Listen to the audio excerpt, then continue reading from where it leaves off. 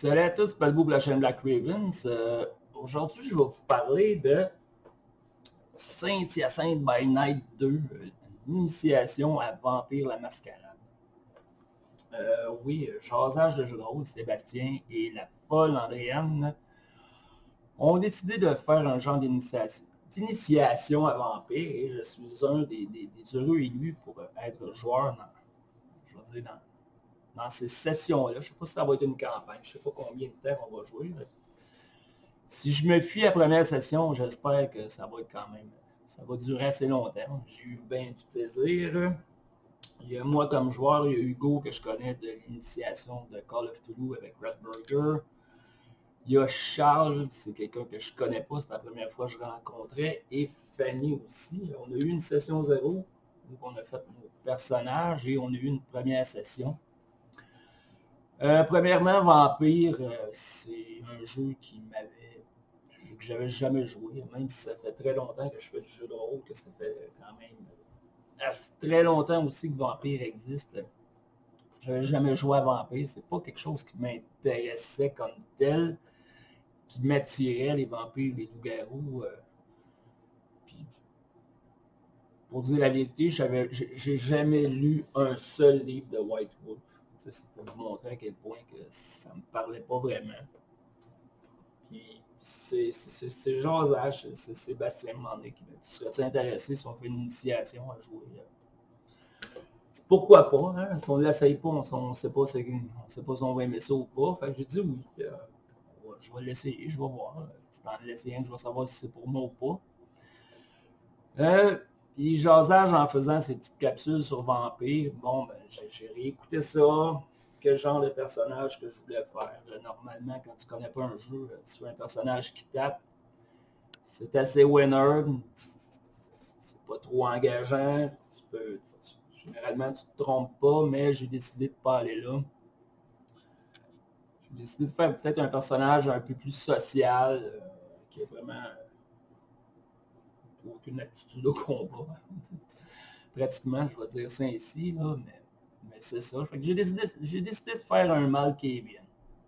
Il faut dire aussi que la discipline des Malkavian, Dementation, pour ceux qui connaissent, ça me parlait beaucoup. Ça permet de jouer dans la tête du monde. Et je voyais des opportunités qui pouvaient être le fun. Donc, j'ai sauté là-dessus à pieds joints. Et voilà, mon personnage, c'est Alexis Rondeau. Alexis, c'est un acteur de 25 ans. C'est un acteur qui a commencé jeune sa carrière quand il était enfant. C'est une personne qui est connue à Saint-Hyacinthe. C'est un petit gars de la place, comme on dit. Et à peu près tout le monde connaît Alexis à Saint-Hyacinthe. Donc voilà, ceux qui connaissent Vampire, les Malkavian, ce qu'on m'a dit, c'est que fallait que tu aies une maladie mentale. C'est le lot des Malkavian, c'est bon. La première réaction, je pense, de tout le monde qui dit maladie mentale, c'est quoi? Ça serait la schizophrénie. Tu entends des voix, tu parles du monde qui sont pas là. Je pense que ça aurait été facile. C'est facile à jouer aussi. Mais j'ai décidé d'aller ailleurs. Pourquoi pas se mettre un petit challenge de plus. Fait que ma maladie mentale que j'ai choisie, c'est le trouble dissociatif de l'identité ou communément appelé les personnalités multiples. Et oui, Split en anglais, le film. Ouais, pourquoi faire simple si on peut faire compliqué? Donc voilà, Alexis, en plus d'être Alexis, il y a 6 autres personnalités. La première personnalité, c'est Jacob. Jacob, c'est un enfant de 5 ans. Jacob, c'est l'innocence, c'est la joie de vivre, c'est l'âme d'enfant, c'est la pureté, c'est ce qu'est Jacob. Aucune malice. C'est un enfant. Et Jacob va intervenir quand la situation a besoin d'être détendue ou quand ça se présente. Juste un exemple, dans la première session, on a comme rencontré les NPC, c'était l'Elysium d'adoubement. Comme je vous dis, je ne connais rien à Vampire, fait qu'à chaque fois, c'est nouveau pour moi. Et il a rencontré Juliette. Alexis a rencontré Juliette, qui est la sire de, je ne me rappelle plus quel clan, mais c'est une petite fille de 7-8 ans. Je vais mettre dans le lien en bas la vidéo que Jazza a fait là-dessus, vous pourrez aller voir ça. Donc, quand Alexis rencontre Juliette pour la première fois, bien entendu, c'est pas Alexis, hein, c'est Jacob qui prend toute la place. Il y a devant lui une personne d'à peu près son âge, donc sa première réaction, c'est « j'ai enfin un ami, je me suis trouvé un ami et je veux jouer avec. » Eh oui, il l'invite à venir jouer avec ses gamions. Bien entendu, Juliette n'a pas trouvé ça drôle, mais bon, ça a fait quand même une bonne scène, je pense. Donc voilà, on a Jacob, 5 ans, l'innocence, le bien. Excusez-moi. Deuxième personnalité, c'est Gauvin. Gauvin, c'est un jeune homme de 23 ans. Et Gauvin, c'est le chevalier de la table ronde, un des chevaliers du roi Arthur. Ce qu'il faut que je dise aussi, c'est que toutes les personnalités, les 6 personnalités, c'est des personnages qu'Alexis a dû incarner à un moment donné dans sa carrière. Ça veut dire qu'il y a eu un rôle qui était Jacob, il y a eu un rôle qui était Gauvin. Et quand sa folie s'est déclenchée en devenant vampire, mais c'est ses rôles principaux qui se sont imprégnés en lui et qui sont devenus la réalité. Donc, on a Gauvin qui lui représente la noblesse, l'esprit chevaleresque, toujours aider son prochain, être là pour les plus démunis, veut sauver tout le monde. C'est le protecteur de Jacob. C'est lui, si ça devient trop intense, qui va prendre la relève de Jacob. Une scène dans notre première session, il y a un char qui explose. Là, c'est pas Alexis qui a pris le contrôle, c'est Gauvin qui, sa première réaction, c'est mettre les femmes et les enfants à l'abri, apporter des seaux, juste pour vous montrer. Donc, on a Gauvin, un âme chevaleresque. Et c'est nos 2 personnalités qui représentent le bien. Jacob et Gauvin. Ensuite de ça, on a P.O. P.O., c'est un jeune homme de 19 ans, c'est un geek, un nerd, passionné d'informatique, d'ordinateur, de technologie. Très introverti. P.O., c'est un neutre. Il ne fera pas de mal pour faire de mal, mais s'il a besoin d'argent et il peut pirater ta carte de crédit, il va le faire. C'est pas tant de malice. Si tu as besoin d'argent, puis il y en a, il va t'en prêter, il va t'en donner. C'est pas un problème pour lui. C'est pas une des personnalités fortes. C'est quelqu'un qui fait un peu le tampon entre d'autres personnalités, vous allez voir. Une autre personnalité neutre, on a Megan. Megan, c'est une jeune femme de 21 ans, c'est une étudiante en psychologie. Megan, elle psychanalyse tout et tout le monde. Elle veut toujours trouver la raison pourquoi. Pourquoi que telle personne agit comme ça? Pourquoi qu'elle est comme ça? Qu'est-ce qui la rend mal? Et Megan, aussi, elle n'a pas vraiment de malice, elle ne veut pas faire de mal à personne, mais elle ne gênera pas. Si tu es un pourri, elle va te le dire. Si tu n'es pas bon, elle va te le dire. Si tu réussis quelque chose de bien, elle va te féliciter. C'est pas que, quand elle te cale, c'est pas qu'elle veut te faire mal, elle veut te rendre service, dans le fond. Mais des fois, ça passe mal. Fait que voilà, Megan aussi, c'est une personnalité, je vais dire, neutre. Neutre. On a nos 2 tampons. On a P.O. et Megan. Là, vous me voyez venir. Hein? On a eu le bien, la neutralité. Maintenant, on s'en va vers le mal.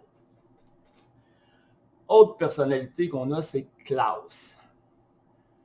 Klaus, c'est la violence extrême. C'est l'agressivité, c'est... Là, c'est pas moi, hein, c'est un personnage et j'ai voulu aller dans des extrêmes. Donc, il ne faut pas se fier à tout ce que je vais dire. Klaus, c'est un jeune homme de 19 ans aussi. C'est un néo-nazi. C'est le punk néo-nazi, pro-white power. La société, c'est de la merde. Complètement et totalement raciste, homophobe. Klaus, tu te rencontres dans la rue, tu changes de trottoir, c'est tout le temps en train de sacrer, il est tout le temps en colère, il est tout le temps en crise, il veut toujours tout casser. C'est Klaus. Son discours est violent. Il transpire la violence. Puis, malheureusement, Alexis, physiquement, n'a pas la prétention de l'emploi, mais bon, c'est la personnalité de Klaus. C'est le genre de personne que tu enfermes, tu perds la clé et tu oublies qu'il est enfermé. C'est ça, Klaus. Donc, on a la violence extrême. Et on a Tim. Tim, c'est le mal incarné. C'est le mal à l'état pur. Tim, c'est un beau parleur, c'est un beau bonhomme, c'est un vendeur d'assurance qui pourrait vendre un frigidaire et un esquimau, comme on dit. Tim, c'est l'homme charmant, c'est un jeune homme de 25 ans. Mais Tim, c'est un psychopathe. Tim, c'est un tueur en série. Puis ses victimes, ben, c'est des jeunes et jolies demoiselles. Et oui. Il aime faire souffrir. Il aime... puis il prend son pied quand il tue. Eh oui, c'est Tim. C'est comme j'ai dit, c'est le mal incarné. Fait que voilà, c'est les six personnalités qui composent Alexis, en plus d'Alexis. Alexis, lui, Alexis, il ne prend pas souvent la place. C'est surtout, il va être là. Alexis, c'est son rôle d'acteur. Quand, quand c'est du jet set, quand les caméras sont là, quand c'est le temps de bien paraître, d'être performant, je vais dire socialement, mais vraiment, puis que c'est hors de contexte connu, c'est Alexis qui prend le contrôle. Quand il est tout seul, souvent, c'est Alexis qui a le contrôle la majorité du temps. Donc voilà, c'est Alex.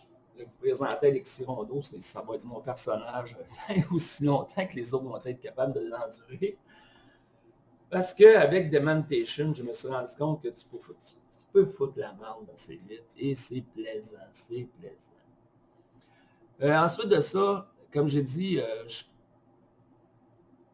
Vampire, je connais pas l'univers, c'est complètement nouveau. Et là, on a eu notre première session, ils nous ont présenté les NPC, le monde qu'on va côtoyer. Moi, avant de commencer, j'avais demandé à Sébastien, à Joseph, jeu de rôle, bon, mais c'est quoi qu'on fait dans Vampire? Quand tu joues à Donjon et Dragons, tu sais pas mal à quoi t'attendre, le genre d'aventure. Shadowrun, c'est la même affaire. Call of Toulouse, c'est pas mal la même chose aussi. Mais Vampire, j'avais aucune espèce d'idée. Puis, il m'avait pas dit grand-chose. C'est comme plus de l'interaction entre du monde.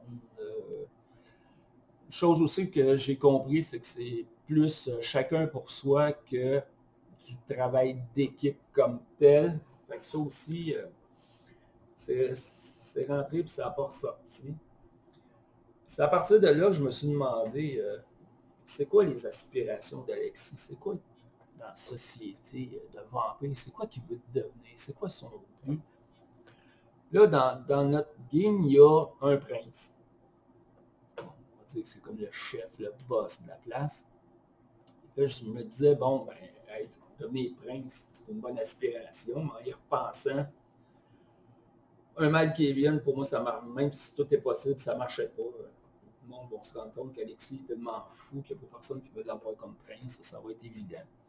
Ensuite de ça, là, on a appris que un prince peut avoir un shérif, un scourge, une harpie. L'harpie, la place est déjà prise. Shérif, scourge, non, ça ne fait pas. C'est pas. Alexis n'a pas les compétences pour ça. Et je ne le verrai pas là. Donc, je me suis demandé, c'est quoi les aspirations d'Alexis? C'est quoi que je veux? C'est quoi qu'il veut, ce personnage-là? Et j'ai lu un peu sur les Malkavians, un peu, ce que j'ai trouvé. Et il y a la fameuse genre de prophétie. Et là, j'ai trouvé l'aspiration la plus grande de mon personnage. Dementation, j'ai nouveau 3 de Dementation pour ceux qui connaissent Vampire. mes disciplines de Malkavian, c'est Auspex, Dementation, puis Obfuscate. Auspex, j'ai rien mis là-dedans. J'ai pas mis de points dans ça. Dementation, j'ai mis 3 points. Eh oui.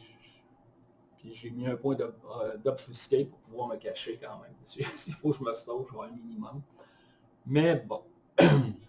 Le troisième niveau dans Dementation, c'est Eyes of Chaos. Et je me suis dit, pourquoi pas qu'Alexis, dans ses temps libres, mettons quand il prend sa douche, Eyes of Chaos, là, tu vois des patterns dans de la pluie qui tombe, dans genre d'affaires fuck. Je me suis dit, pourquoi pas que quand il prend sa douche, il est toujours en train de faire Eyes of Chaos. Il veut toujours essayer de voir qu'est-ce qui peut arriver, où est-ce qu'il s'en va. Des choses comme ça. Et c'est à partir de là que la révélation lui est venue. Ici, Sébastien, Andréane, Josage la folle, pas de metagaming, s'il vous plaît. Je l'ai dit en vidéo, mais vous ne savez pas ça. Les autres personnages non plus. Il a vu dans l'une de ses visions d'Eyes of Chaos, il s'est vu, lui, Alexis, l'instrument du GM. Et oui, c'est avec lui que ça va partir. C'est lui qui va tout amener ça. Puis ça va commencer à Saint-Hyacinthe. C'est là que l'apocalypse commence. Et c'est lui l'instrument. Comme je dis, c'est lui l'instrument. C'est lui qui va être l'élément déclencheur. Voilà. C'est son aspiration. C'est ce qu'il vise. Je pense que ça va être drôle. On verra bien. J'espère que vous avez apprécié. Je ferai peut-être d'autres suivis au fur et à mesure des sessions qu'on va avoir. Vous dire comment ça va. Puis, comment je trouve ça. À date, session 0, création de personnage, ben, tout était nouveau. Fait que c'est un peu le temps d'apprendre, de voir qu'est-ce qui est quoi. La session 1, ça a été bien le fun. Je sais qu'on s'en va dans un genre d'enquête, après à se connaître. Ça a été mieux que je pensais. J'ai réussi, même s'il y a certaines personnalités qui n'ont pas été là longtemps, j'ai réussi à toutes les placer durant la session, à toutes les jouer au moins une fois. Le seul que je n'ai pas vraiment joué, c'est Alexis comme tel. Il n'a pas été là, il a peut-être été là une fraction de seconde, 2 secondes même pas. Fait que voilà, j'espère que vous avez trouvé ça intéressant. Merci de m'avoir écouté, puis je vous dis à la prochaine tout le monde. Ciao.